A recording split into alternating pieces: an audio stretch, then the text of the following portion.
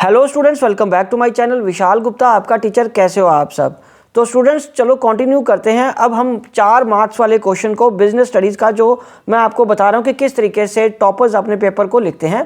Question number 25 start करने से पहले मैं एक बार आपको याद दिला दूँ, यदि अभी तक आपने मेरे चैनल को सब्सक्राइब नहीं किया हुआ तो आप मेरे चैनल को सब्सक्राइब ज़रूर कर लीजिए। चलिए बात करते हैं। Jeto limited offers its employees shares at a price which is less than the market price. A option है identify the incentives offered by the company and state the types of incentives discussed above. B state 2 other incentives of the type of incentives identified in A above. मतलब इस line में जो है उसको आपने बताना है। तो क्वेश्चन में ध्यान से समझिए, 4 मार्क्स का क्वेश्चन है, 2-2 मार्क्स के ये हो गए। ठीक है बच्चे, चलो। जेटो लिमिटेड ने ऑफर किया है अपने एम्प्लॉयज़ को शेयर। पहले तो ये बताना कि ये कौन सा इंसेंटिव है जो कंपनी ऑफर कर रही है। ओके, तो उसके एनी 2 अदर इंसेंटिव्स बताने हैं जो कि इस यहाँ पे हमने आइडेंटिफाई किए। तो incentive offered by the company, A का आंसर दे रहा हूँ मैं। The incentive offered by the company is copartnership as also called as stock option in which the organisation offers the employees shares at a price less than the market price. Okay, this can be allotted in line with various incentives and this will create in the minds of the employee a sense of ownership and motivate them to work harder for the growth of the organization. Right students? चलिए अब इसका B portion क्या है। B part जो है उसका उससे पहले उसने एक और लाइन और लिखी है, it is the monetary incentive. ये मॉनेटरी है क्योंकि आपको पता है 2 होते हैं इंसेंटिव्स, एक फाइनेंशियल और एक नॉन फाइनेंशियल। मतलब एक मॉनेटरी और नॉन मॉनेटरी। इंसेंटिव्स वो मॉनेटरी होते हैं जो मनी में मेजर किए जा सकते हैं, और इसके 2 और बताने हैं हमें बी पार्ट में। बी पार्ट में कहना कि उस तरीके को आइडेंटिफाई करके और 2 बताओ उसके। तो मॉनेटरी या फाइनेंशियल ये तो हमने देख लिया, बट 2 अदर और कौन से वो भी बताने हैं। वो पहला है बोनस, वो भी मॉनेटरी है। दूसरा है पे एंड अलाउंसेस, वो भी मॉनेटरी है। इसको एक्सप्लेन कर देते हैं। उसने कैसे एक्सप्लेन किया, it is an incentive which is offered over and above the wages or salary, or pay and allowances, it is an incentive which is given to meet their basic needs like salary. It includes basic pay, dearness allowance and other allowances. There may be a hike or increment in the salary as per the policies. Right students? चलिए अब हम बात करते हैं आगे। Question number 26।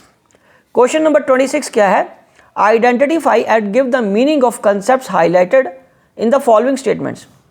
ए option है, A answer जो point है पहला स्टेटमेंट का, the process of finding possible candidate for a job.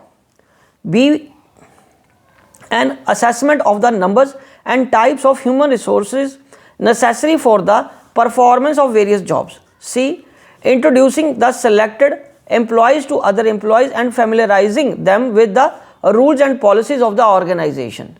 And D, it ensures that organization gets the best employees amongst the employees available. तो स्टूडेंट्स ये 4 options में से हमें बताना है, चारों के अलग अलग आइडेंटिफाई करना है और ये मीनिंग बताना है उस कंसेप्ट ने जो उसको हाईलाइट किया है। तो पहले में है the process of finding possible candidate for a job, क्या है, recruitment. It refers to a process of searching for the prospective candidates and stimulating them to apply for the jobs. Its objective is to create a pool of prospective candidates. और B क्या है, workload analysis. It refers to an analysis that reveals the number and type of personnel necessary for the performance of various jobs. It is for the future requirement. और ये कौन सा था, B, the assessment of number, कितने workers चाहिए। It comes under essential estimating the man power requirement. Right students. और C है introducing the selected employees to other employees and familiarising them with the rules and policies of the organisation. Students ये type of हमारा जो ये है orientation, right. ये under this step of placement and orientation it is organisational process. ये organisational process का point है। और उसका जो उसमें क्या आता है, training job marks the organizing beginning of the socialization process. So joining करना जो एम्प्लॉय की ज्वाइनिंग है marks the beginning of socialising process, और सोशलाइजिंग प्रोसेस से स्टार्ट होती है. Orientation is introducing the selected employees to older employees, या दूसरे एम्प्लॉयज़ के साथ मिलाना. Colleagues and familiarizing him with the rules and regulations, policies of the organization. This has a lasting impact on his decision to stay and his performance in the organization. तो ये पूरी तरीके से mentioned है कि उसने बिल्कुल सही तरीके से explain किया है. फोर्थ है इसका जो पॉइंट था, it ensures that organization gets the best employees amongst the employees available. तो ये बच्चों selection. The process involves selecting the best candidates out of the pool of prospective candidates that have been raised in the recruitment process. So the process of selection involves a rigorous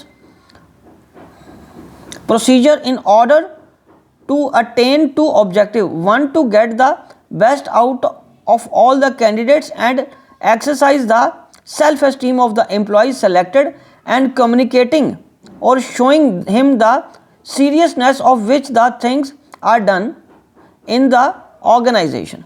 Right students? चलिए अब हम आगे बढ़ते हैं. 4 number का ही एक और question है. नित्या, a student of class 6 of a well-known school, she has preconceived notion that her teacher always find fault in her work. One day while checking the project work of the class 12th, her teacher wanted to appreciate Nitya for her hard work and good performance, but before she could complete her sentence, Nitya left the room without listening to her teacher.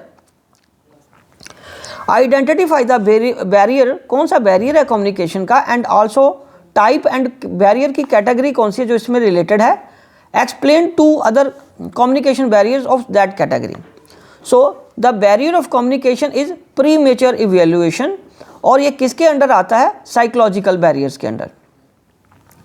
2 other communication barriers of psychological barriers category are a lack of attention when the person involved in the process of communication are equipped with some other thought, and that is when their minds is full of with some other thoughts, and he may not understand what the other person is trying to communicate. मतलब जो वो कहना चाहता है उसकी बात ही नहीं वो सुन रहा. Loss by transmission or poor retention. When the message pass various levels of communication, there are chances that it may get distorted, and no person can retain the message for a long time if that person is not attentive or interested in listening to the message. और third है बच्चे distrust. When 2 parties of communication don't believe each other, then they may not understand what the other person is trying to communicate.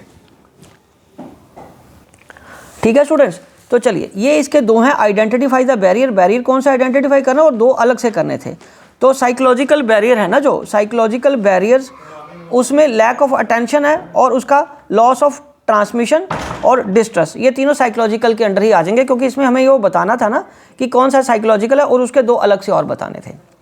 चलिए अब हम बात करते हैं question number 28. X limited issued 14% debentures of 4 lakh and 10,000 equity shares of ₹10 each.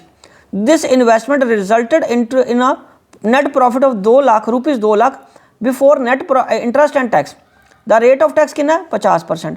Calculate the return on investment and earning per share of x limited.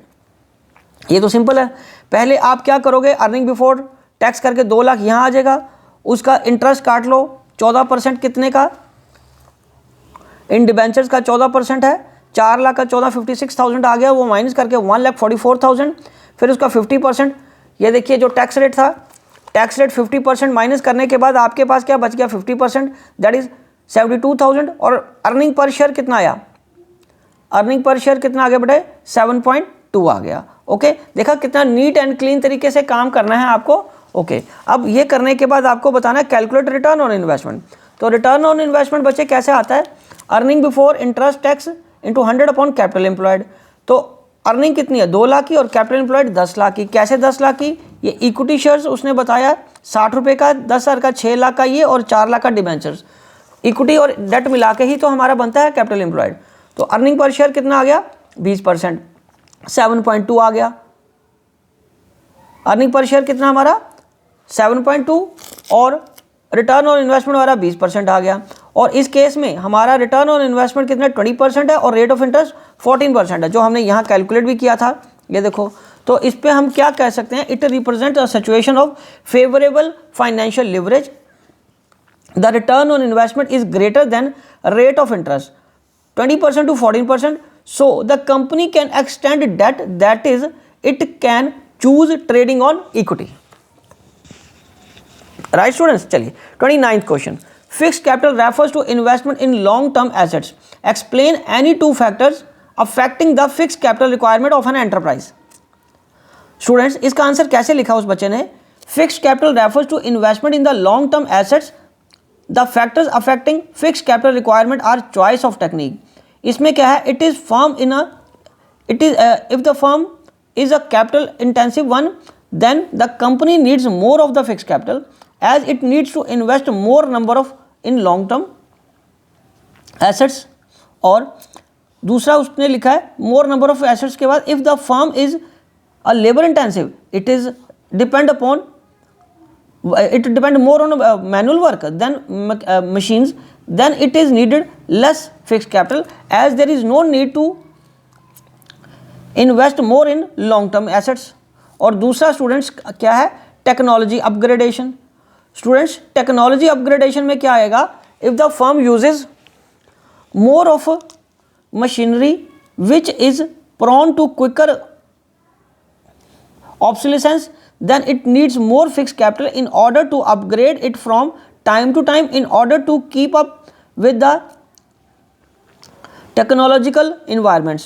For example, computers are more prone to obsolescence when there is a rapid advancement in technology। So the companies that use computers as one of the important equipment in their functioning will require more fixed capital than the ones with machines। Okay students, चलिए अब हम बात करते हैं आगे 30th की, explain any 4 points of importance of consumer protection from the point of view of business. So हम बात करेंगे importance of consumer protection from the point of view of business. First, long term interest of the business. तो इसमें क्या आएगा, business are aware, enlightened businesses are aware that it is in their long interest to serve the consumers। okay, they produce goods quality of good and better services and take care of consumers by protecting them from unfair trade practices, will be able to have repeated sales and till it helps them in building the strong customer base। So the business that the consumer satisfaction as its focal point will be able to achieve its objectives, right students। और दूसरा क्या बच्चों, next है social responsibility। It is the social responsibility of all the business to take care of the interest of various shareholders। Business firms earn money by selling and providing goods and services to the public, so that public is one of the major shareholder and the business has to take care of its interest। Third point, business uses society's resources।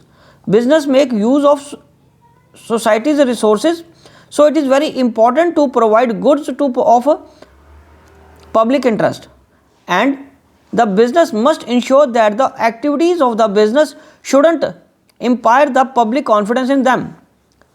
और इसका बच्चे fourth point क्या है, major justification, moral justification। It is the moral duty of the business to take care of and protect the interest of the consumers। It must make sure that it avoids all types of unfair, unscrupulous, exploitative trade practices and provide only good quality products to them, so that they are safe from defective products, adulterated products that cause health problems and price rigging and other unfair trade practices. Right students, तो यहाँ तक के question अभी 4 marks के करिए। 6 marks के जो questions हैं वो मैं आपको नेक्स्ट वीडियो में कराऊंगा। तब तक विशिंग यू गुड लक और अपनी तैयारी करते रहिए।